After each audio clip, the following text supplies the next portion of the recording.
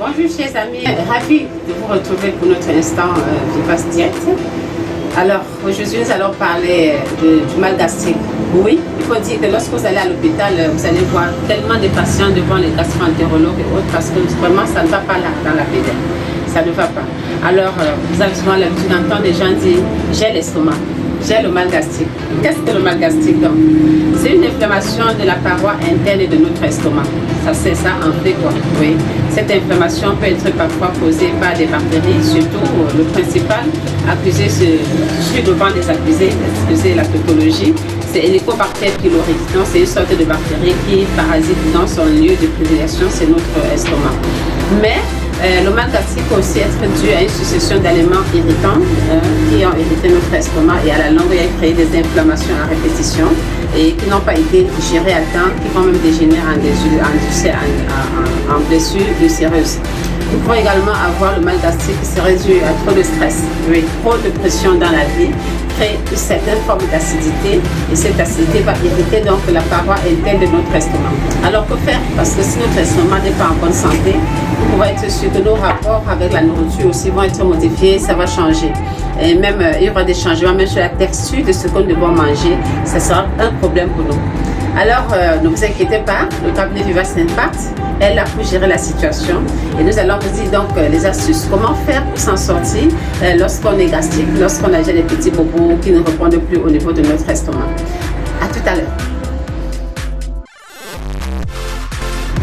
Eh oui, alors comment faire lorsqu'on a des problèmes gastriques? Ça dépend de la partie de l'estomac qui est touchée, ça peut être vers le haut, donc les œsophagites, ça peut être vers le bas ou bien vers le pylore, ça dépend.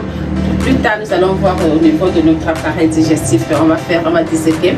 Mais que faire? Premièrement, boire suffisamment de l'eau. Oui, il faut une bonne hydratation, surtout l'art de boire de l'eau. Le matin, il faut prendre au moins 1 à 2 verres d'eau pour rincer l'acidité gastrique. L'acidité gastrique. Et ensuite, il faut prendre de l'eau entre ses repas. Donc, entre 8 et 12 heures, 2 verres d'eau. Entre 13 et 14 et 15 et 17 heures, 2 verres d'eau. Et puis, avant de dormir, 2 verres d'eau. Là, on atteint facilement 2 litres d'eau sans problème.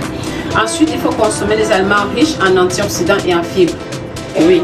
Et on les retrouve dans quoi? Ces antioxydants, c'est des fibres, c'est dans des fruits et des légumes. Mais avant, il faut que je vous dise, les fibres c'est quoi? Parce que très souvent vous allez entendre parler des fibres. Ce sont des râteaux, des serpillères, des raclettes et tout ça.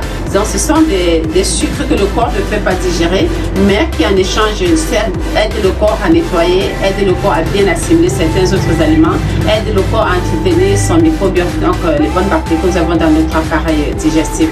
Les antioxydants, c'est quoi? Je dis souvent anti-rouille. C'est ces éléments, ces substances phytochimiques naturelles que nous avons dans les aliments, plus surtout les aliments non transformés et qui sont nos principaux alliés parce qu'ils empêchent l'oxydation, donc les dégâts de l'oxygène dans notre corps. Et vous les retrouvez dans tout type de fruits et légumes. Je ne voudrais pas citer particulièrement ces fruits et légumes parce que ça dépend aussi de la bourse. Mais il n'y a pas de mauvais fruits. Donc tous ces fruits sont riches en ces substances naturelles qui aident le corps à bien fonctionner, à bien se débattre et à bien assimiler d'autres aliments.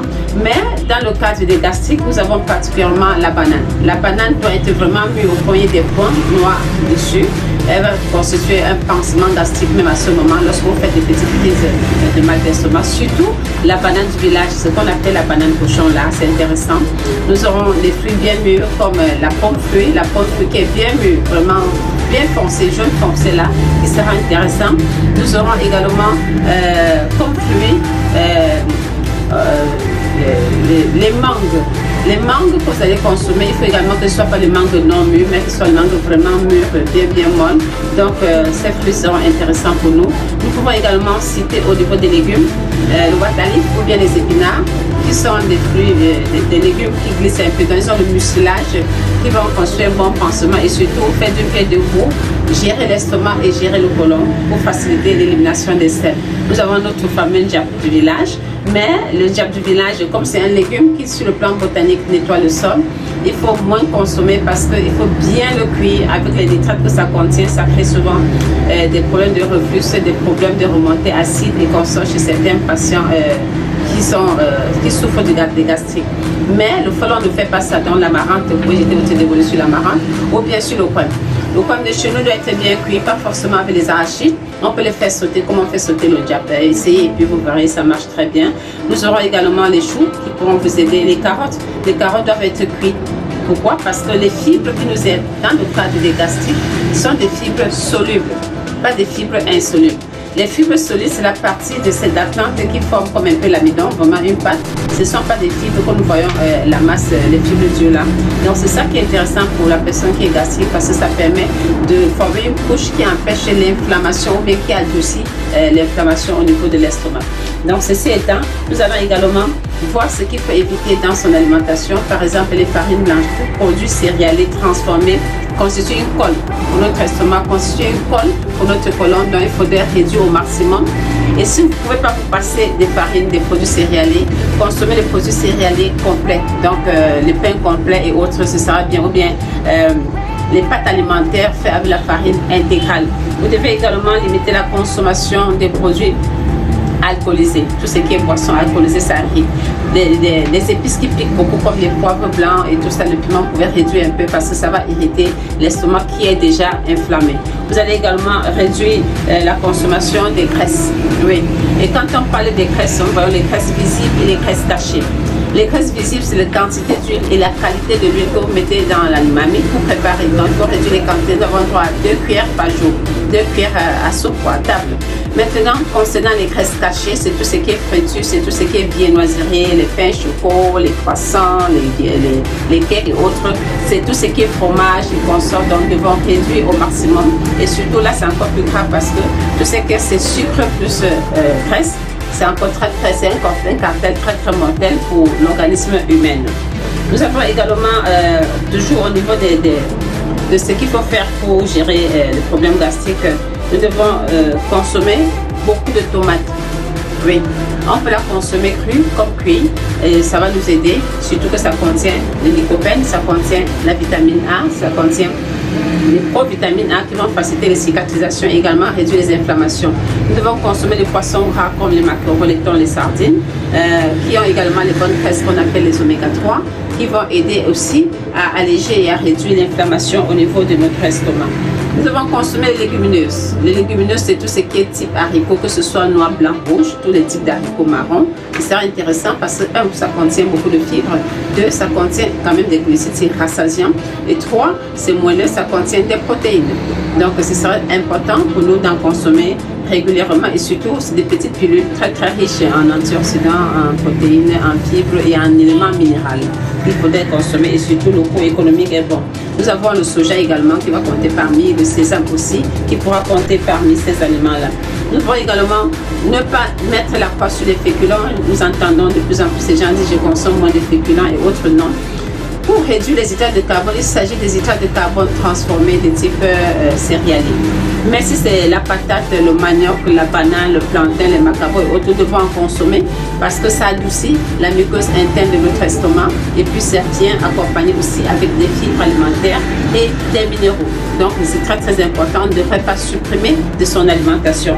Nous aurons également des plantes médicinales, des plantes aromatiques qui vont nous accompagner, par exemple le thym en infusion, le thym sous forme de pâte qui va réduire les flatulences, les ballonnements, mais surtout qui va inhiber, qui va ralentir la multiplication des germes responsables des ballonnements, des flatulences. Nous allons consommer en infusion après les repas.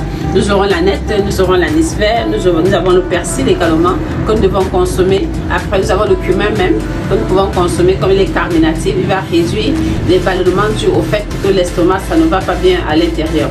Donc, ces éléments et notre hygiène de vie sont importants pour pouvoir retrouver sa santé, pour pouvoir venir à bout de son mal gastrique. Et lorsque toutefois vous avez trouvé quelque chose qui puisse vous apporter assez de vitamine A, surtout sous forme de provitamine A ou A, j'entends parler de l'huile de palme rouge. Oui, l'huile de palme rouge est très riche en vitamine A qui va faciliter la cicatrisation, mais en même temps qui va adoucir cette muqueuse stomacale.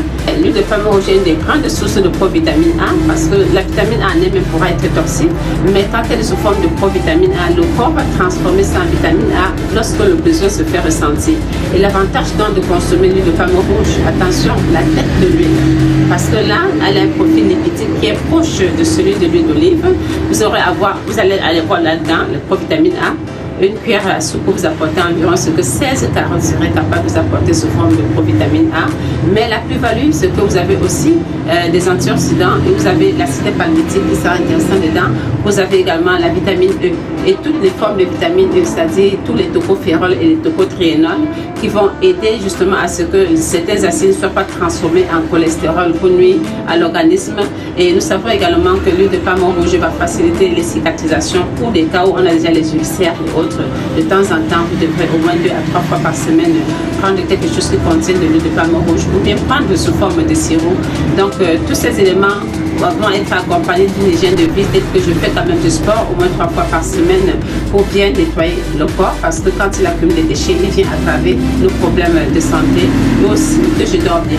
Oui, le sommeil. Parce que c'est lorsqu'on dort que notre corps se décharge des toxines, que le cerveau, les neurones se déchargent des toxines et surtout que les muqueuses et autres se renouvellent très bien. D'ailleurs, c'est pour cela que lorsqu'on se lève, on a envie d'aller au petit bois.